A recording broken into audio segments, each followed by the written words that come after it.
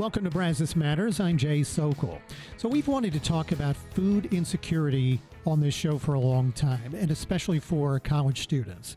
So when you envision the typical person who doesn't always have access to or the resources for consistent meals and sufficient nutrition, you might not picture a person being a student.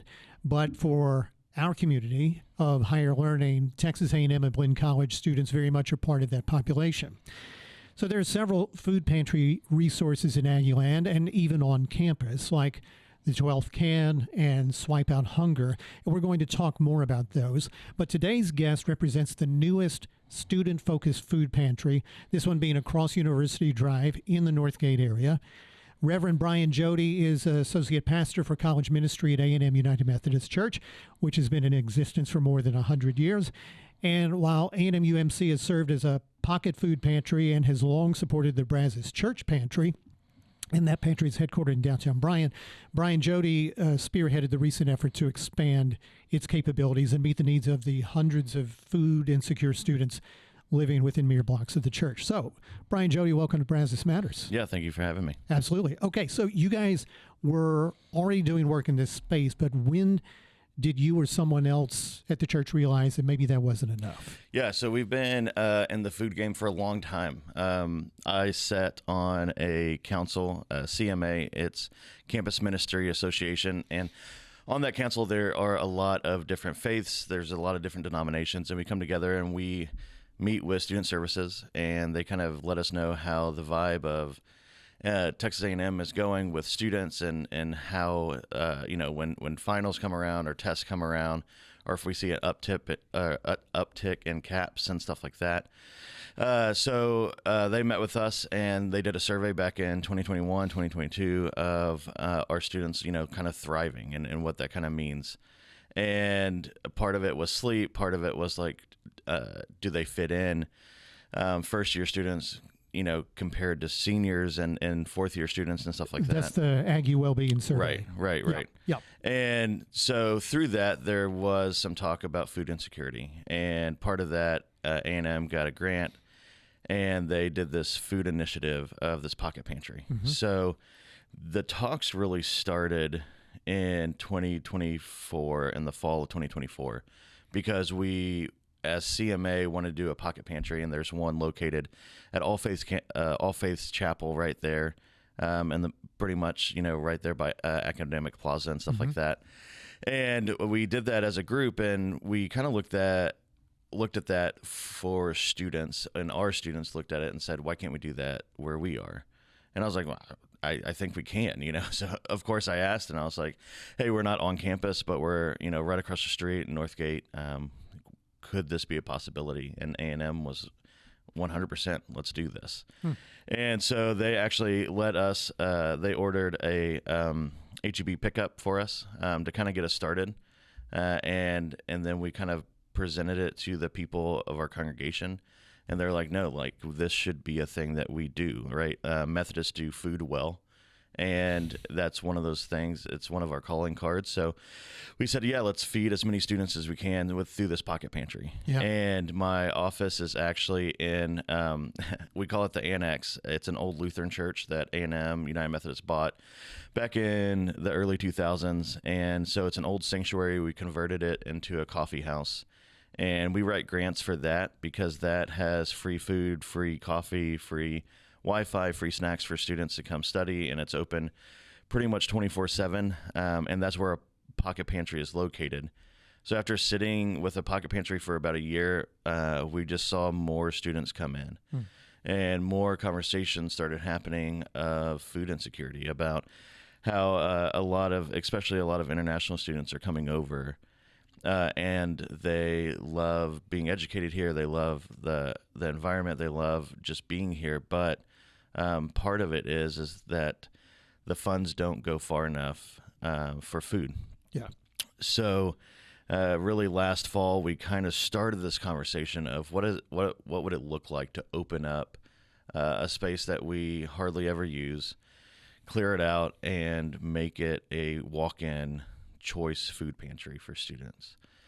And through a couple of meetings, and we kind of looked at what like 12th Can was doing, what the church pantry is doing and where they're located. And then we actually drove around for a week and looked at every other food pantry in our town.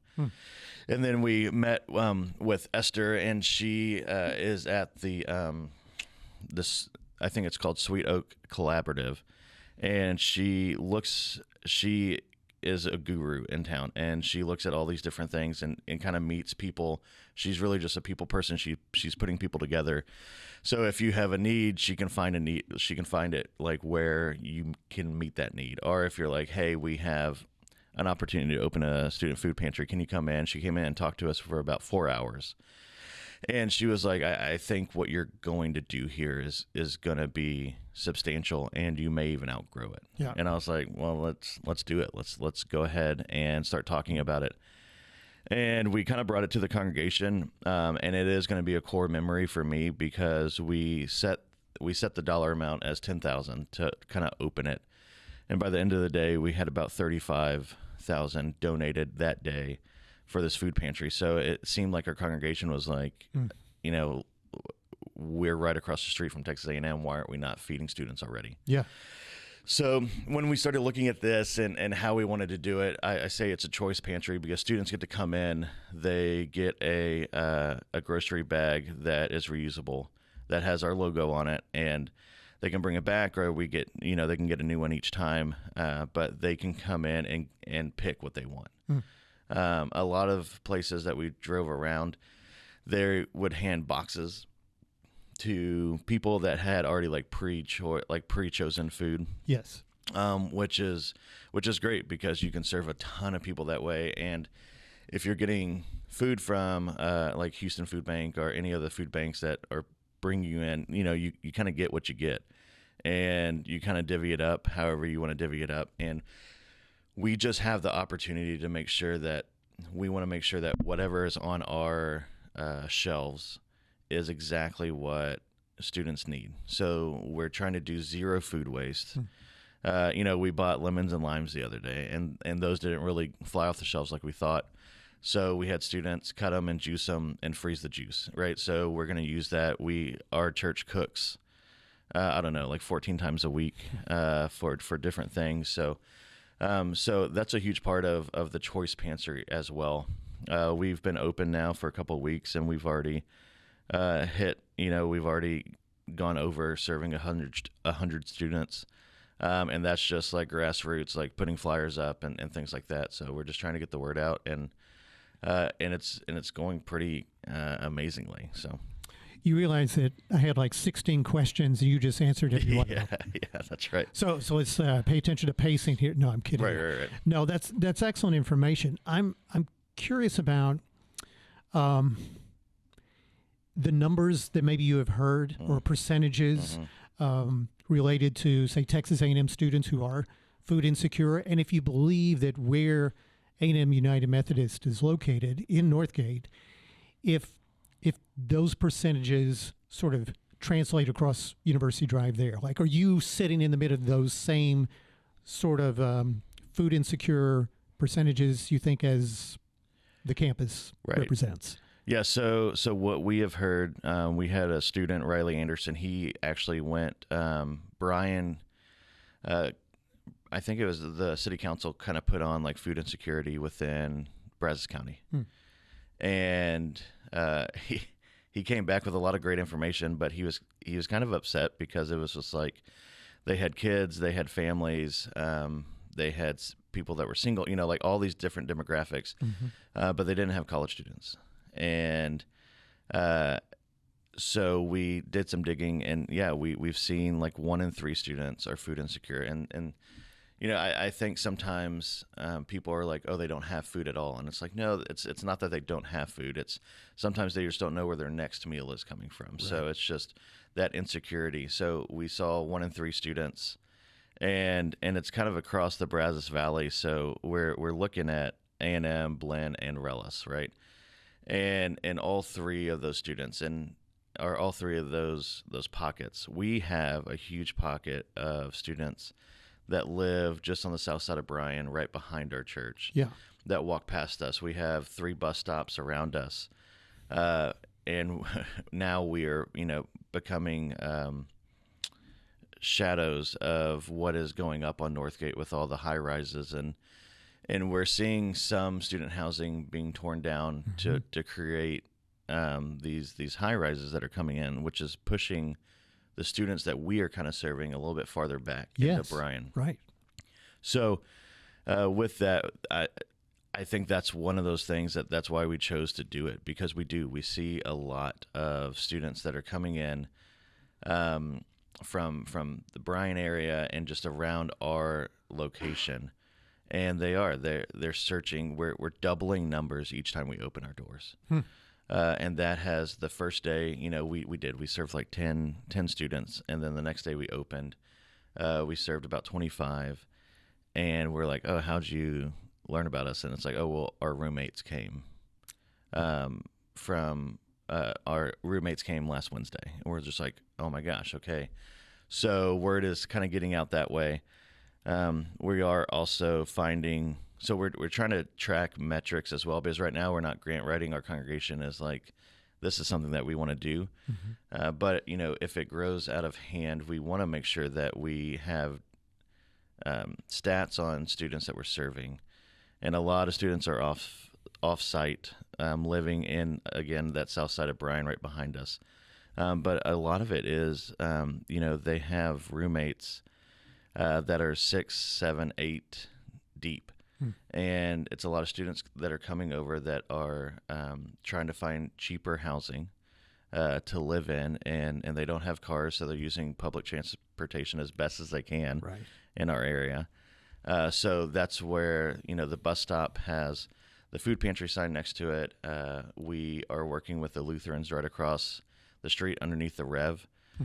They're putting in benches outside of on our property, outside of our different spaces, to kind of just like, hey, just take a seat here. But it also helps us for advertising and stuff like that, just to kind of get the word out about the food pantry. So, yeah, the economics over there really are changing, because some of the more affordable housing used by students or international students was right there in that area.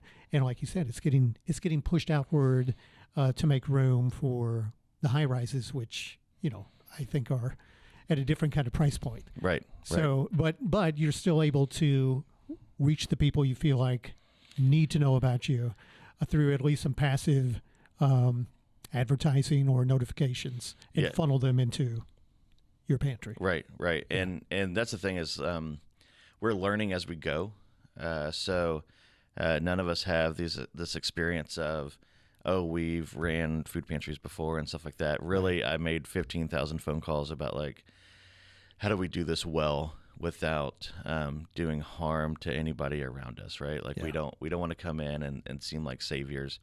We want to come in and walk along with students to say, yes, we can fill a bag of food up for you, but also, what else can we do for you? Do you have bedding? Do you have suits and things like that? So when time for when they're looking for jobs, do they have nicer clothes or suits that they need to do those interviews in? Do you need haircuts? Do you need all these different things? Because we want to make sure that we're serving not only the food insecurity, but like the full student. But are those things that you would eventually take on, or those are resources that you would direct people to if they needed them? So right now, there are a couple of closed pantries that campus has. We think that this food pantry is our first step into serving students in any way possible. So we've already had people have tried to donate furniture. We don't have the storage for that. So we just say, well, if you can hold on to it, that would be fantastic. Right. So that we don't become a storage facility.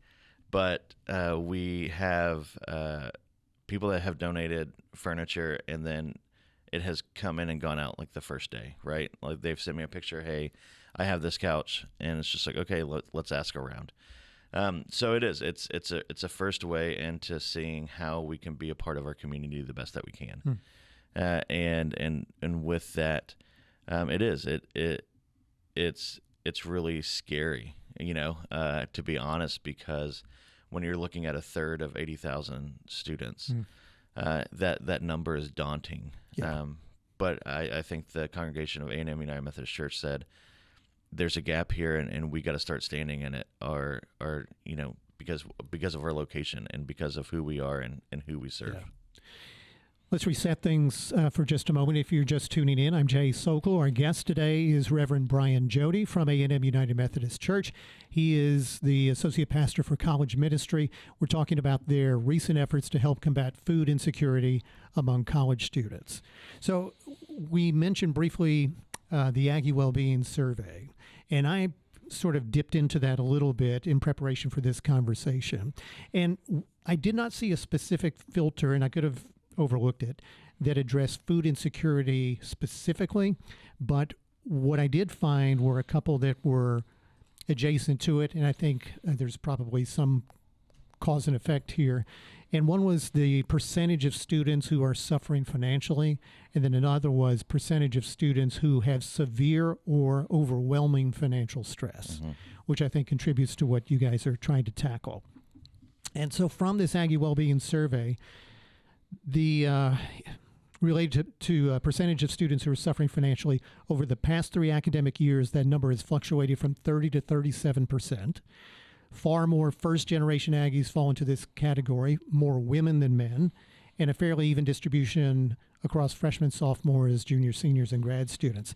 In terms of ethnicity, the breakdown includes 39% Black or multiracial with Black, 37% international students, 36% Hispanic or Latino of any race, 32% white, and then the percentages sort of go down from there. Does this sort of align with what you're seeing and who you're seeing? Yes. So we are actually seeing a lot of grad students that are international students. So with that, what we have learned from some of our students that have kind of shared their journeys to get here is they get accepted into Texas A&M and they're so excited. But part of it is just like a financial check, right? Yeah. And I think it's a good thing. Texas A&M wants to make sure that if students are coming over here, that they're financially able to have a place to live, and have enough food to eat with and all those things. But we're seeing a lot of students that just want to be here. So their families will pull their money to kind of give that snapshot of like, hey, we have enough to send our student over. And then the student gets over here and that money kind of gets dispersed back amongst the intergenerational family. Yeah. And then that student gets here and it's like, okay, like now it's time to grind, right? I got to go to school. I got to get a job. I got to do these things. The connection is so well though, but that's why we're seeing students that are more than like 4 deep in a house, right? Because it makes that a little bit cheaper to make other things a little bit cheaper and kind of that way. So with that, our international students are the biggest pool that has come through our pantry so far. Yeah. And I mean, that's why we started it, because our pocket pantry had the same thing. And it was great because there are opportunities to say like, hey, what would be a home cooked meal for you? And one of our biggest resources is Spice World Market south of College Station. Yeah. They have that spot, and then they have like the mini mart, and I don't know how many minis. I've heard like the mini mart. That's correct, because I live nearby. Yeah. So they own both those establishments. And one of the first conversations that I had, I walked in and I said, what would you cook for, what would be in your pantry?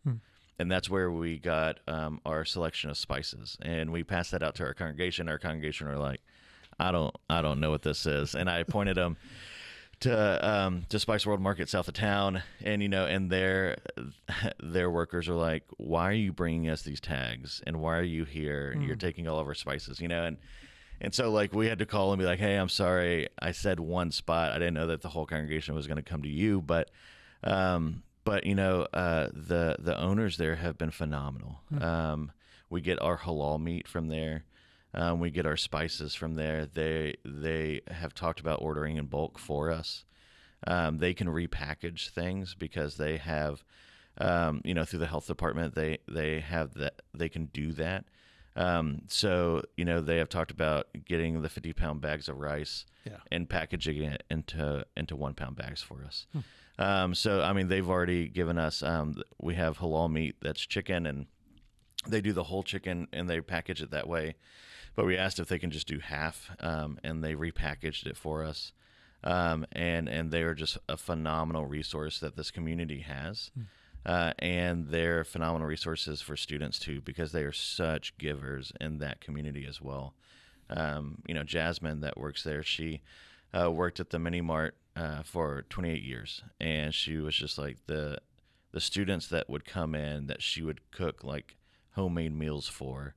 It seemed to be ticking up every year as A&M has grown and the community has brought in more international students. So she is just like, this is phenomenal. What can I do for you? And we're finding that all throughout our community. HEB we're talking to HEB about getting produce, and Brookshire Brothers. Blue Baker always gives out like their bread after the day's end. Instead of trying to throw it away, they hand it out for free. So we're talking to our community as well, and saying, hey, how can you help us serve those that are around us as well? So aside from lemons and limes maybe not being on target, what are some early lessons that you have learned through this? Yeah, that there's different lentils. I am not a big lentil guy, but there's a very big difference between red lentils and green lentils, and red lentils seem to be very, very popular.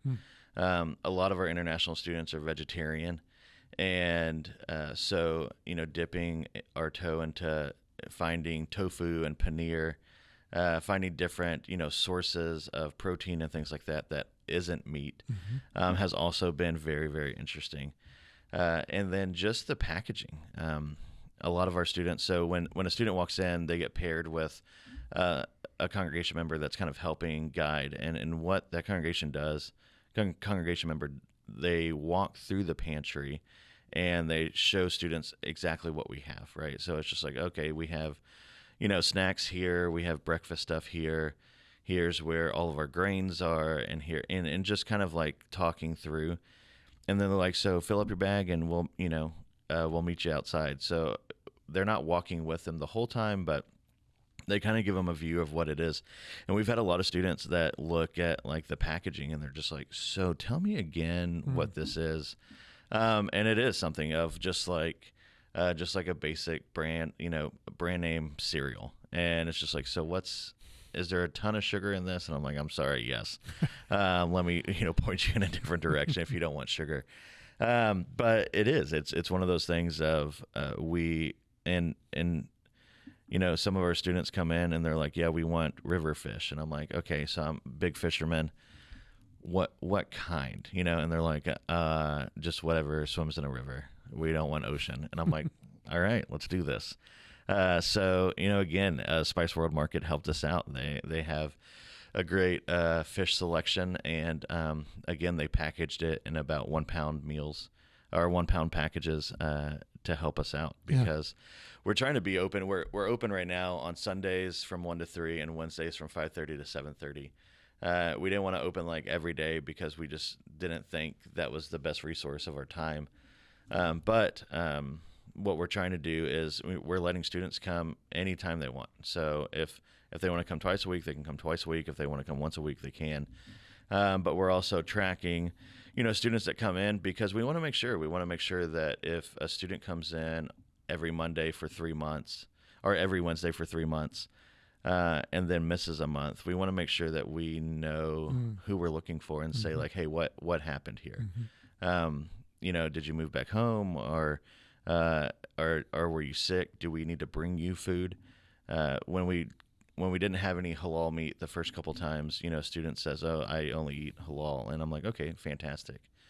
Hey, shoot me your address and I'll go pick up some food and I'll drop it off. And we have that capability because of what we're doing and who we are, to say, yeah, our pantry hours are here. But if you're in need, let us do whatever we can to serve you, kind of thing. So as our time starts winding down, I want to make sure we do mention some of the other resources that exist, and they're listed on the Texas A&M website. If you search food resources at tamu.edu, you'll find information about the 12th Can. That's a student-run food pantry that serves students and faculty and staff in need of assistance. They've been around since 2013. You'll see an entire list of pocket pantries in that program. There's a program called Swipe Out Hunger, which allows students to receive meal swipes when they're struggling to afford food. And, of course, other community resources include the Brazos Valley Food Bank and the Brazos Church Pantry. Bryan, what else do we need to know in terms of how people can learn more? They can donate, they can volunteer, and just be part of your new pantry. Yeah, everything is on our website. It's a-mumc.org.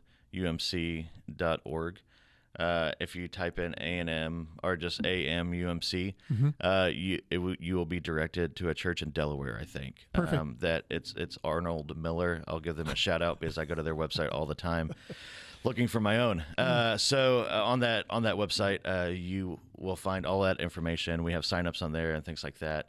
Obviously, reach out to the church for any donations, or if you'd like to volunteer, we'd love to walk anybody through our food pantry to kind of show them what we're doing and how we're doing it, and to say that we are learning as we're going. And if anybody has insight, or if anybody wants to come through and say like, hey, I actually know a lot about food pantries, I would love to talk to them. I'd love to bend their ear a little bit and say, this is what we're seeing.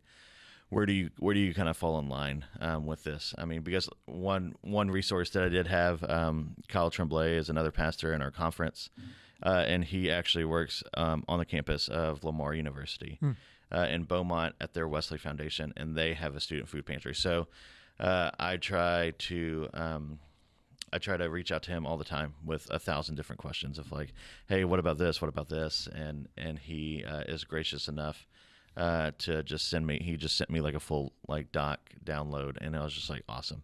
And this is where we start. So any way that people can help or serve alongside us, that's exactly what we want. So we just want to be here for the community that's around us. Perfect. We'll try to put some information about this student-focused food pantry at A&M United Methodist Church in our show notes. And Reverend Bryan Jody, thanks so much for joining us. Hey, thank you for having me on. Brazos Matters is a production of Aggieland's Public Radio, 90.9 KAMU-FM, a member of Texas A&M University's Division of Community Engagement. Our show is engineered and edited by Matt Dittman. All Brazos Matters episodes are available on YouTube and on podcast platforms like Spotify, Apple, iHeart, and Amazon, also on the NPR app and on the KAMU website. We'd love for you to rate and review and subscribe so you never miss an episode. Thanks for being with us. I'm Jay Sokol. Have a great day.